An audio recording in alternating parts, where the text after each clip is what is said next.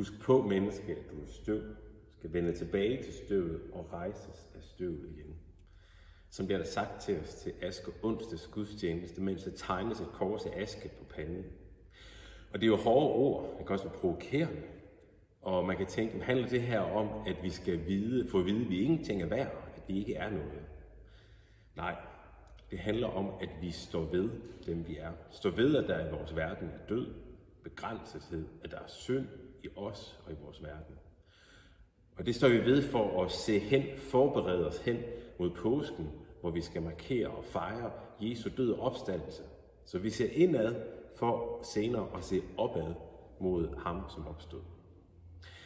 Aske onsdags gudstjenesten er en indgang til fastetiden. Og hvordan du vil holde fast i, det er op til dig at vurdere. Nogle gør det ved at afstå fra at gøre noget, eller afstå fra at spise noget, for at bruge tid på noget andet, for at fylde deres tid mere med måske bøn, eller måske tid til at gøre noget for andre, og vise næste kærlighed på en særlig måde.